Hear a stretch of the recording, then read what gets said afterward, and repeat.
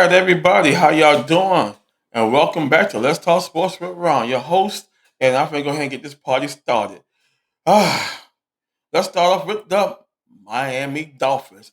Now we all know they played Buffalo in their hometown Thursday night, and it was a disaster. It was a pretty good game, but once again, Tua making the mistake at the end, not trusting your offensive line. Is that what pretty much it is? It's not Tua's just not trust this offensive line. The Dolphins had two turnovers. One of them was a fumble on Tua, but they recovered it back. And Tua threw an interception in the tight window, trying to force the ball to Waddle for a quick, easy first down and move the chains down. But the linebacker of Buffalo saw it, read it, took it, and they took it to the house, and they scored on that. Oh God, because we was down 24-21. If we would went head on with that go ahead drive and won the game, we could have kicked the field goal. But they won the touchdown and Tua forced it in a tight window. Linebacker saw the quick slant, took it. All day, every day. And right now, Buffalo have our number. With Josh Allen at the helms, Buffalo have our number. I mean, Tua did good for 22 of 34. I mean, he had a lot of drop passes, 12 drop passes, and he attempted 34. So he had 12 drop passes on 22 completions of 34 for 146 yards. Two touchdowns, which he threw one to Tyreek Hill, one to Waddle, and he had the interception at the end, the game killer. The thing with that there is Tua is not trusting his offensive line.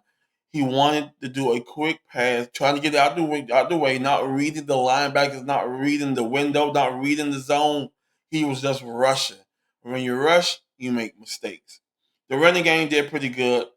We carried the ball for 25 yards for 130 yards, one touchdown. That touchdown came off Ollie Gordon, and yes, Ollie Gordon's a beast. Yes, he had 9 carries for 38 yards and a touchdown. Devon Chain had 12 carries, 62 yards, and no touchdowns. And then you had Malik Washington. They did the little end around, wide receiver end around. And Tua Tago got into the mix, ran the ball 2 times for 10 yards, which gave him 25 carries of 130 yards. But the only touchdown on the ground that came off Ollie Gordon, as the rookie got his first career season touchdown. Yes, he got his career touchdown. I love Ollie Gordon. That is a beast. He loved running up the hash. He loved running people over, and that running back is thumping. On the receiving game, they completed 22 receptions for 146 yards and 2 touchdowns. So, like I said, the 2 touchdowns came from Tyreek Hill, who had 5 receptions, 49 yards, and 1 touchdown. Jalen Waddle had 5 receptions, 39 yards, and a touchdown. Devon Kane, because you know the swing passes. He had 7 catches for 29 yards. Connor got into it 1 for 13. Malik Washington 3 for 12, and Julian Hill 1 for 4. And they need to try to get Julian Hill in the passing game a lot because that guy could catch the ball and he could stretch the field. It's just that Tua and the offensive line got to jail. Tua is not trusting that offensive line, and he throwing that ball out way too quick in the tight windows, double coverage, zone heavy, zone chaos, and it's going to get picked off. When they played against the Patriots, the offensive line broke down. Tua got sacked on the fourth down play, which knocked them out of field goal. So that's what it is. Basically, the time of possession goes straight to Buffalo because Buffalo controlled the whole entire game with 360 yards, total yards, to Dolphins 276 yards. Just like I said, the only turnover that came off was when Tua slunked the interception that was picked up, but they did fumble the ball, but they recovered it. So that's the way it is. They with the penalties, Dolphins, y'all got to get it together. Everybody got to get it together. Y'all are very professional. They have 6 penalties for 57 yards to Buffalo, 3 penalties for 35 yards. Third down conversions, there was 10 of 15 to Buffalo, 6 for 11. They went for it on fourth down. They were 1 of 1. They was in the red zone 3 times and they converted 3 times, so that was pretty decent. Time of possession, just like I said, Buffalo controlled the game. Buffalo controlled the game with 31 minutes and 47 seconds to the Dolphins 28 minutes and 13 seconds. And when you have the ball that long and you're doing your thing, and trust me, Josh Allen is a good quarterback that knows how to eat up the clock.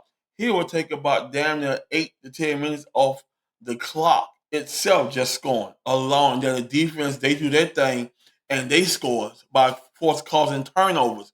And one thing about our defense, the Miami Dolphins defense, is that they're not creating turnovers. They were just in a slugfest, and whoever made the mistake, which happens to be Miami Dolphins, they won the game. That pretty simple. So next up for the Dolphins, next on Monday night. I said they play the Jets. The Jets are winners too, but they got a good squad. And they play home. So can the Dolphins get their win and move forward? So that's it. Let's go head on to the Hurricanes because the Hurricanes did a damn blowout of the Florida Gators as they punished them boys 26-7. OMG. I mean, Carson Beck was in cruise control, 17 of 30. He had a lot of attempts, but those attempts was not completed. So he had a lot of missed key reads, which caused incompletions. And that was like around about what? 13 misread for incompletions. He did 17 to 30 for 160 yards, and he threw a touchdown. I mean, not a touchdown, he threw an interception. When you play, because they're on a bye week this week, when you play Florida State, you gotta play mistake-free football because Florida State, they are clicking on cylinders both offense and defense. So you got to come with a game. And if they come with this ridiculous funky game, Carson Beck, you got to get it together. The running game will really brought them out because they had 46 carries. Them boy were beasting that ball for 184 yards, and your big load was Fletcher. 24 carries for 116 yards and a touchdown. Shamar Brown came in with 18 carries, 80 yards, and 2 touchdowns. The rest of the team had -5, 2 for -5, and Carson Beck did 2 for -7. So that's not happening. So basically, the running game they really got the running game going, and Florida Gators just didn't know what was hitting them. Only touchdown the Gators scored was in the third quarter. Everything else was all Miami. Miami had the first quarter, the second quarter.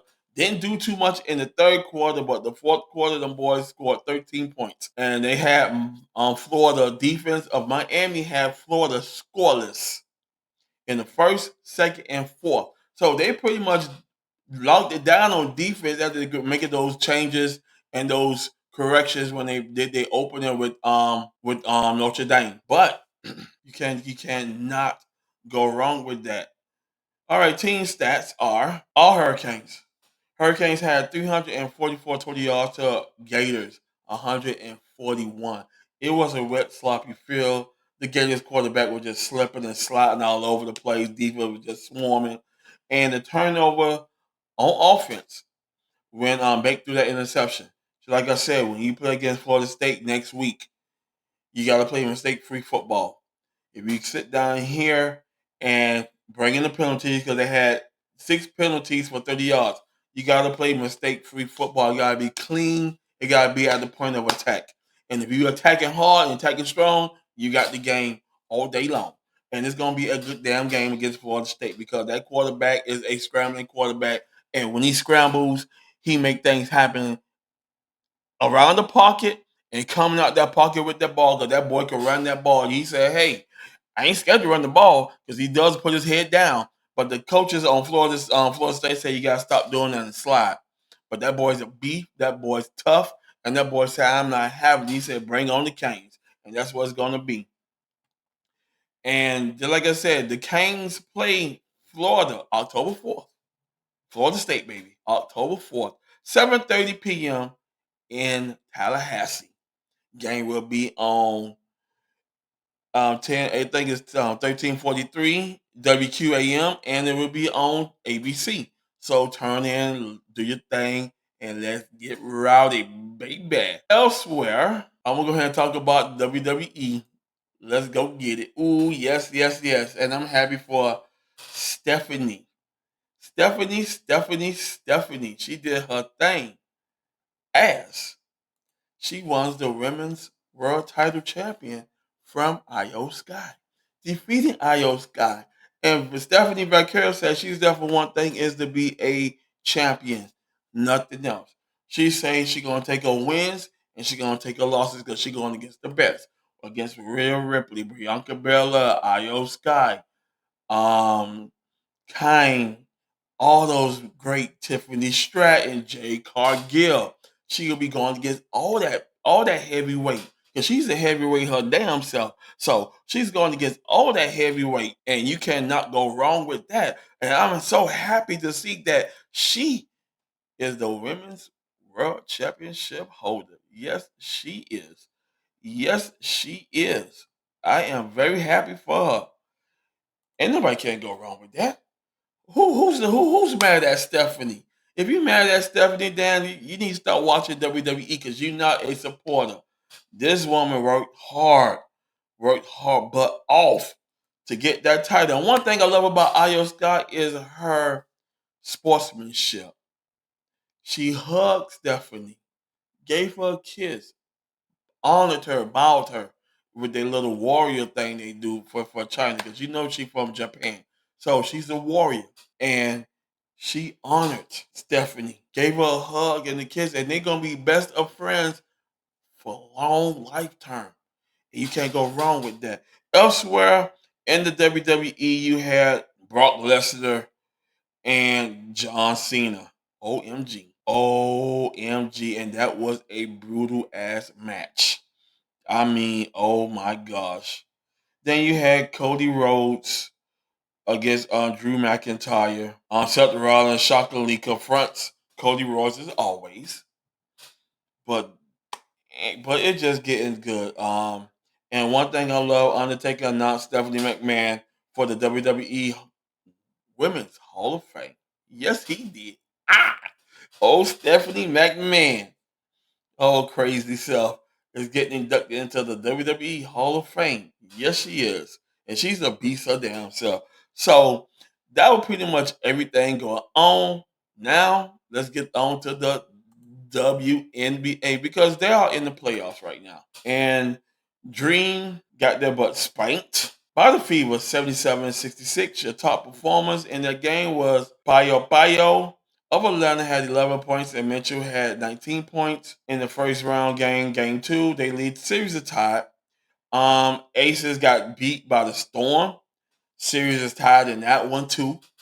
Top performers of that, Wilson. Yeah, that girl's a beast. She had 21 points, 13 rebounds.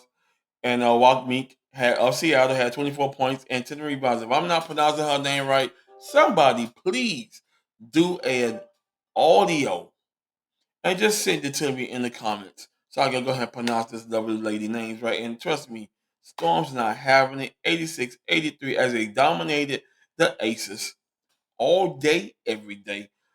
Round two, Wednesday, September 17th. Mercury dominated the Liberty 86-60. Top performers of the game. Thomas of Phoenix had 15 points, 6 rebounds, 7 assists. Jones of New York had 7 points, 13 rebounds. Lennox spanked Valkyries by 1 point. 75-74. Top performers of that game is Collier of Minnesota had 24 points, 7 rebounds. Burton had 13 points, 13.6 rebounds, and 9 assists. Moving on to Thursday, September 18th. Dream. Ooh, look like people finna take full control. Because the Indiana win series 2-1. They in control now, boy. Woo! As they spanked the Dream. Atlanta Dream getting spanked by the Fever 87-85. Top performers of the game of Indiana had Boston had 14 points, 12 rebounds, 6 assists. Gray had 19 points, 12 rebounds. Aces dominated the Storm by 1 point, 74-73 as the Aces walked away with the victory. Skylar Diggins of Seattle had 13.6 assists, 3 steals. Wilson of Las Vegas. What? Las Vegas. That girl is a damn beast. 38 points, 3 steals. Who is stopping Wilson? Nobody. Nobody's stopping her. So y'all might just go ahead and shut that shit down. Because ain't nobody stopping her. Friday, September 19th, the Mercury beat Liberty by 6, 79-73. Top performers of the game was Stewart of New York had 30 points, 9 rebounds. Thomas of Phoenix had 20 points, 11 rebounds, 11 assists, but it was just not enough on the team effort because Mercury ran away with the victory by 6 points. And Sunday, What a game. Fever stomped the Aces 89-73, top performers of that game. Mitchell of Indiana had 34 points, and Young of Las Vegas had 19.7 rebounds. Lennox spanked Mercury 82-69. Top performers of that game. Thomas of Phoenix had 18 points, 8 rebounds, 7 assists. Williams had 23 points, 8 rebounds, 7 assists. And those are your scores and highlights of the WNBA playoffs, baby, because they are balling and they are playing hard for their championship title. Who's going to get crowned? I will let y'all know at the end. Alrighty. And that should do it with Let's Talk Sports with your host, Ron here, as I come with more highlights of all segments next week. Peace.